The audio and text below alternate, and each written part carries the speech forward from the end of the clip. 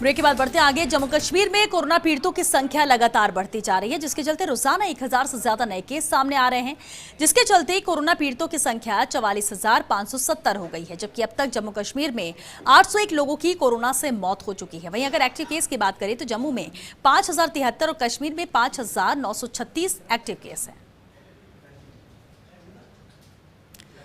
तो 801 मरीजों की मौत अब तक कोरोना से हो चुकी है जम्मू कश्मीर में।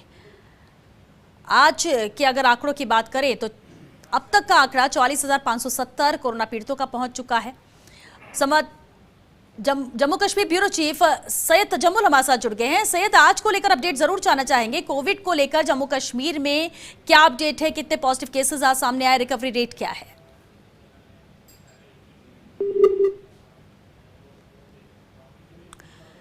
तो वापस सैयद से जुड़ने की कोशिश करेंगे, लेकिन 44,570 का ये आंकड़ा जम्मू कश्मीर में पहुंच चुका है पॉजिटिव केसेस का। तो वही 801 लोगों की कोरोना से मौत हो चुकी है जम्मू कश्मीर में।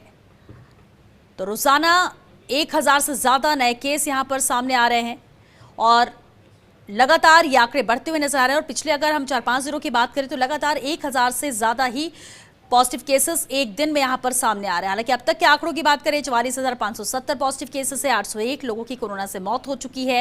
एक्टिव केसेस जम्मू कश्मीर में जहां 5073 हैं, तो वहीं कश्मीर में 5936 एक्टिव केसेस है। यानी कि लगभग 11,000 एक्टिव केसेस जम्मू कश्मीर में अभी फिलहाल है, लेकिन 44,000 से ज्यादा पॉजिटिव केसेस का आंकड़ा पहुंच चुका है।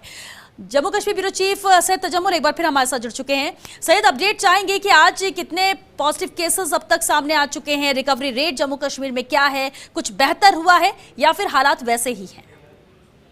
शिवता, जहां हम कल छोड़ रहे थे वहां से आज जो केसेस हैं 1013 केसेस आए जी। और इसमें श्रीनगर शहर से जो केस आज आए वो 136 है।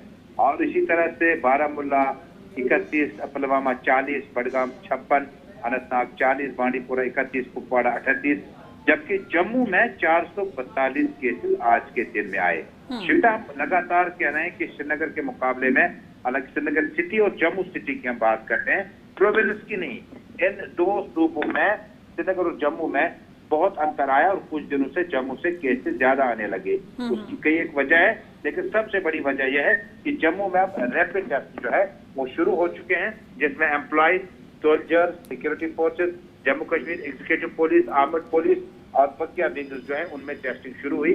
लेकिन अब हैरान कुन तौर पर जिस तरह से आंकड़े आने लगे हैं, माहिरीन की माने तो जम्मू कश्मीर में क्योंकि अब अगले महीने से सर्दियां शुरू होंगी तो आंकड़े और खौफनाक और खतरनाक आ सकते हैं। कुल मिलाकर जम्मू कश्मीर में अभी तक जो डेथ हुई हैं वो अब पहुंच गए 801, यानी 800 का हिस्सा भी पास हो गया। पार करने के बाद अब जम्मू कश्मीर में आंकड़े जो है वो आगे की तरफ बढ़ रहे हैं। लेकिन अभी तक जम्मू कश्मीर में प्रशासन ने कोई इस तरह का ऐलान नहीं किया कि लॉकडाउन को रिपोज किया जाए ताकि कैजुअलिटीज को रोका जा सके। शिविता, माने कि टेस्ट हमने बढ़ा दिए, रैपिड टेस्टिंग शुरू हो गई, लेकिन ये जो टेस्ट की रेट बढ़ने लगी है, इसका मतलब है जम्मू कश्मीर में कोविड-19 अब खतरनाक तौर पर दस्तक दे रहा है। और एडमिनिस्ट्रेशन को मुझे लगता है कि और लॉकडाउन के बारे में दोबारा सोचना चाहिए। चलिए, बहुत शुक्रिया सैयद तजम्मुल आपका इस पूरी जानकारी के लिए। तो एहतियात बरती जा रही है, कोशिश सरकार की तरफ से है, इंतजाम किए जा रहे हैं, लेकिन इसके बावजूद भी यहाँ पॉजिटिव केसेस लगातार रोजाना बढ़ते हुए नजर आ रहे हैं। 1000 से ज्यादा का एवरेज यहाँ पर रोजाना का है पॉजिटिव केसेस का। 801 मरीजों की अब तक कोरोना से मौत जम्मू कश्मीर में हो चुकी है। जम्मू कश्मीर में सुरक्षा बलों का ऑपरेशन क्लीन जारी है और इसी कड़ी में सुरक्षा बलों की बडगाम में आतंकवादियों के साथ मुठभेड़ हो गई। दरअसल सुरक्षा बलों को इलाके में आतंकियों के छिपे होने की सूचना मिली थी, जिसके बाद सुरक्षा बलों ने सर्च ऑपरेशन शुरू किया था कि कवूसा खलीसा इलाके में आतंकियों ने फायरिंग शुरू कर दी, जिसका सुरक्षा बलों ने मुंहतोड़ जवाब भी दिया। सूत्रों के मुताबिक मौके पर 2 से 3 आतंकियों के छिपे होने की आशंका है। वहीं कुपवाड़ा के आरामपोरा में आईईडी बम मिला है, जिसकी सूचना पर मौके पर पहुंचे बम डिस्पोजल स्क्वाड सफलतापूर्वक आईईडी को डिफ्यूज करने में सफलता इन्हें मिली है। वहीं सुरक्षा बल इलाके में इस बात की जांच कर रहे हैं कि आखिर आईईडी बम यहां कैसे आया और इसके पीछे किसका हाथ है। कश्मीर पर्यटन विभाग के दैनिक वेतनभोगी कर्मचारियों ने अपनी मांगों को लेकर जोरदार प्रदर्शन किया। इस दौरान प्रदर्शनकारियों ने कश्मीर पर्यटन दैनिक वेतनभोगी कर्मचारी यूनियन के बैनर तले अपनी आवाज उठाई और शासन प्रशासन से अपने बकाया वेतन के जल्द से जल्द भुगतान की मांग की। प्रदर्शनकारियों का कहना था कि उनका 2014 से वेतन बकाया है और 6 साल बीत जाने के बाद भी उनको इंसाफ नहीं मिल रहा। ऐसे में उन्हें जल्द न्याय नहीं मिला तो वे राजभवन के बाहर प्रदर्शन करेंगे।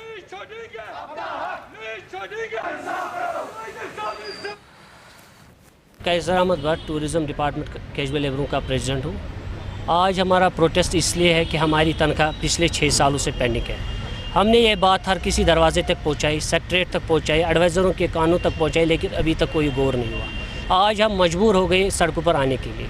हमने आइंदा का प्रोग्राम ये बनाया है कि अगर हमारा मसला 2-3 दिन में हल नहीं होगा तो हम थर्सडे को गवर्नर राजभवन की तरफ मार्च करेंगे। अगर कोई भी उसमें किसी को कुछ प्रॉब्लम हो गई उसकी सारी जिम्मेदारी डिस्ट्रिक्ट एडमिनिस्ट्रेशन पर।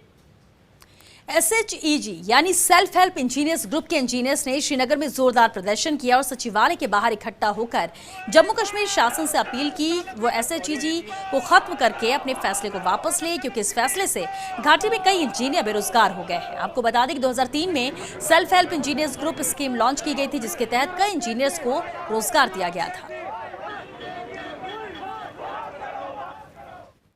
इसमें तकरीबन अक्रॉस जम्मू कश्मीर 6000 इंजीनियर्स इस स्कीम में काम कर रहे हैं। That is around 1500 groups.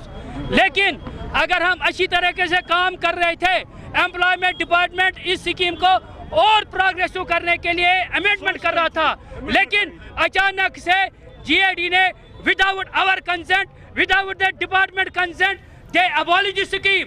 हम 10 तारीख से रोड पे है।